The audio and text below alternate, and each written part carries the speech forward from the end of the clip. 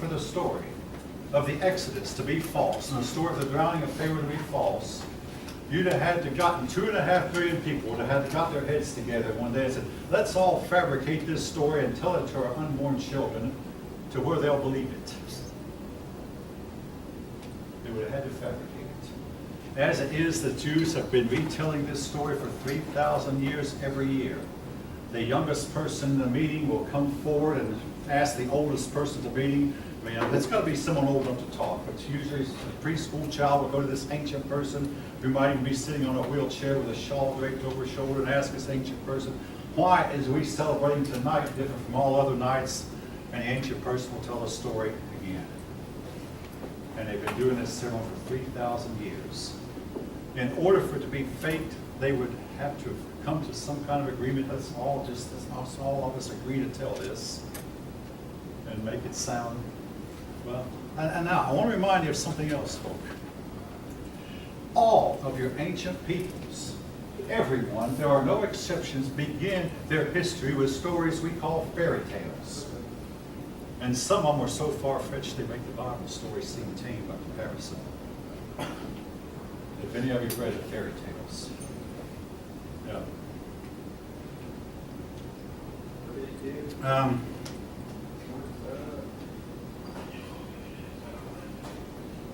The biggest fairy tale is one that we still believe and we teach a lot in our schools. It's called evolution. All right, I'll move on. From what I've studied about DNA evolution, as taught by Darwin, is virtually impossible. Can anyone explain to me how a gene can move from one chromosome to another? And I'll give you a hint, I can't explain it. How chromosomes could change numbers from 32 pairs to 38 pairs, again, I don't have any idea. And if they ever did, they'd have to meet a member of the opposite sex that has the same genetic change. You might know, all right, let's say you're playing a game of cards, let's say you're playing a game of bridge, and you pull up a 1954 Mickey Mantle baseball card from a deck of bridge cards. That's evolution. Because that's what would have to happen to your DNA for evolution to happen. Now, you might be aware, those of you who are studying kind of botany, that plants grow from pulling the carbon molecules out of the air and forming a leaf in a process called photosynthesis. How many of you have heard this from you? Well, a few of you, most of you have probably heard it. Well, what if the molecules in the air just got together and formed a 1954 Mickey Mantle baseball card? Highly fetched. And not only that, but there would have to be rules as to how such a card could be played in your game. You know, the processes, parts and processes. You put a automobile transmission in a C-130 airplane, and all the automobile transmission will do is add a whole lot of dead weight to your plane. There are no processes by which an airplane can use an automobile transmission. All right. At least I seem to have gotten this afternoon class awake, which was partly my intent. Anyway, we believe in a mythology, and I read a book one time, we'll talk about the world's mythologies, and this book said the worst mythology mankind ever came up with was a mythology that can be disproven using its own rules. Evolution. Big Bang. Be disproven using its own rules. All right. Anyway, Moses wound up giving the Israelites their law. He never went to the promised land. His successor Joshua led the people into the promised land. And again, every history book you read they're always going to make sure they give a different account than what the Bible gives. Always, and including this book is no exception. But what is true is that the Jews never completely conquered the land of Canaan. Now, the Jews used as justification for their conquest, and folks, this was the ancient mindset. They used as justification that these people passed their sons and their daughters through the fire. And this is an evil and this is an abomination, therefore we are justified in conquering them in order to stop this abominable this abominable practice. So they use this as justification for what they were doing. And again, each of you can make up your minds for yourself. Now, I'm running out of time, but I've sum up Israel's history very short. After Joshua, they were ruled by judges until they eventually had kings. I don't know if I'm supposed to write on this or not, so I'm not going to. I know there's some things you write on here that it's very difficult to clean off, and I really ought to inquire. Anyway, the most famous kings were David and Solomon, his son. According to the biblical account, David built up an empire that included most of the land of Canaan and went all the way to the Euphrates River. In other words, covers a lot bigger area than what is covered today. And Solomon ruled over a slightly even bigger kingdom, and Solomon was the richest of all their kings. But Solomon provoked rebellion, and the kingdom split in two between Israel in the north, and Judah in the south. The word Jew comes from Judah. Now, David is remembered, among other things, for killing a giant named Goliath. Goliath was about 10 feet tall, according to accounts. And again, folks, I can't say enough. If you think this story is fetched, all your ancient peoples believed that there were giants at one time. The giants were slowly and gradually killed off. Some of them were killed off by some of Israel's cousins. Goliath, the one David killed, had 4 brothers. David and his men killed the other 4, killed all 5 of them. Now, these giants were supposedly a cross, a hybrid, between extraterrestrials and humans. But I'm going to clarify that, what I believe, and this is what the ancient Jews believed. They were a cross between fallen angels and humans. These same fallen angels have set themselves up in temples and say, "Worship me, I'm God." And that is why the gods change from time to time.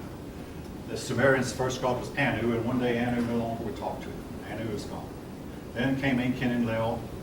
Then eventually, by the time you get to 500, there came Nebuchadnezzar. Nebuchadnezzar was named after his favorite god, Nabu. By this time, Enki, Enlil, Anu, and all the others had all vanished off the scene. According to the Greeks, and according to one of Jesus' brothers, Jude, they were sent to a very foul place called Tartarus because of their getting people to worship them and because they're cohabiting with earth women. All right, you can believe what you want to, but folk, I'm going to say this. We get our faculty meetings, we're reminded, hey, they tell us it's not about us, it's about you. But I want to insert something else. It's not just about you. It's about the people we're talking about who lived back then. They actually believed this stuff. And you have to really, truly understand ancient history, you have to understand their mindset. And my same graduate professor opened up his semester by telling us they had a different mind than we do. Their mind was much more tuned to spiritual. In fact, you don't find any of them with a, what you might call, secular mind till you come to the Greeks, we're talking about in chapter 4. And even the Greeks were very, very spiritually minded at first. Then they became agnostic, atheistic. Then all of a sudden they became extremely religious again. And we'll talk more about why that was. In the case of the Greek oracles, one day the Greek oracles quit talking to them. If it had been all fakery, the oracles would have kept talking to them. But their oracles quit talking to them. That was what paved the way for Christianity when the people of Greece and Rome were like, hey, our gods no longer communicate with us. All right. Now, Israel was carried captive by Assyria in 722. I'm not going to write that date down. It won't be on the test. 722 BCE. Judah was carried captive by Babylon. I'm going to write that name. Yes, Babylon, yes. But also the king's name was Nebuchadnezzar.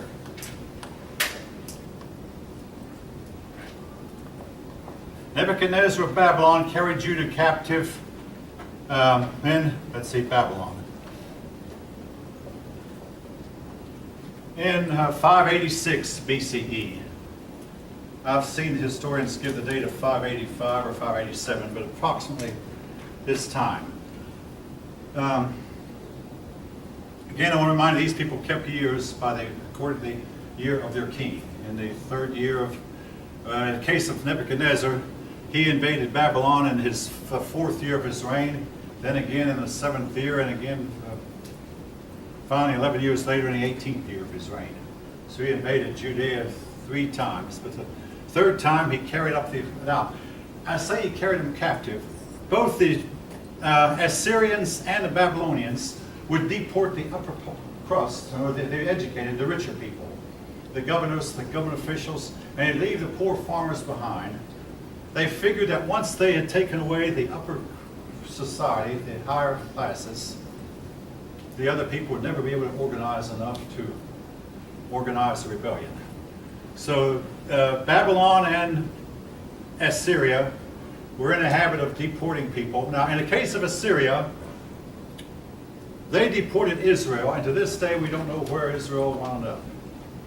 The best theory I've heard is the Bible says that they were taking the river Gozan. We don't know where that is, but the Volga River in Russia has a Jewish community that even they can't tell you how long they've been there. And that seems to be like the most likely candidate, that they were carried away to the Volga River, which is today in Russia, way far out of the edge, even outside of the Assyrian Empire. As for Judah, though, we know where they were carried to. They were carried mostly to Nebuchadnezzar's territory of Babylon, and they stayed there less than 50 years when a king of Persia named Cyrus thought of return. But that's the subject for a little bit later. I'll mention it now. Cyrus the Great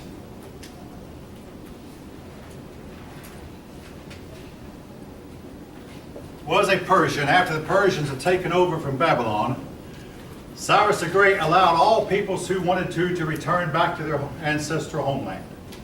And a lot of Jews did. So the Judah reassembled as a nation. They were to last several hundred years.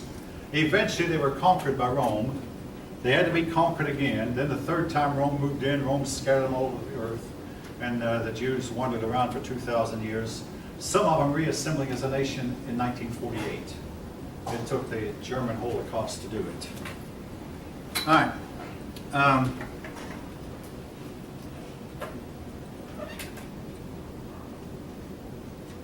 Now, the biggest contribution that Israel made to humanity was its belief in monotheism. I mentioned one Egyptian king tried that, it didn't work. This may mean very little to you, but if you study history closely enough, you'll find the American Indians were basically monotheists. At least they appeared to have been at one time. They worshipped the Great Spirit, but then they thought the Great Spirit was just too busy to care for them. In India, they had a god named Dais, who had been the original god, but after a while he fell out of favor because they believed he was too busy and too high up to care for them. Chinese had Shangdi. We'll talk about these gods in chapters 2 and 3. And he might have been the only god at one time, but eventually other gods were added to the pantheon until they became polytheistic. Now, folk, you might wonder, what's the big deal? What difference does it make? Here's the big deal, to me anyway. This device contains probably 1 million transistors. If you put together another one like this one, the other one will do the same thing this one does. Oh, what's the big deal? You take that for granted. The ancients did not know that the universe was orderly enough and regular enough that you could put two gadgets together exactly alike and they work the same way. Now we have for instance, our cakes. We have our ovens down so pat that we can make a cake and guarantee it's going to turn out tasting the same way. Every Hostess Twinkies cake. tastes exactly the same. Now, with maybe a few exceptions here and there. Every apple turnover tastes the same. But if you lived in the ancient world, they could not make all Hostess Twinkies to taste the same because their ovens were not accurate enough.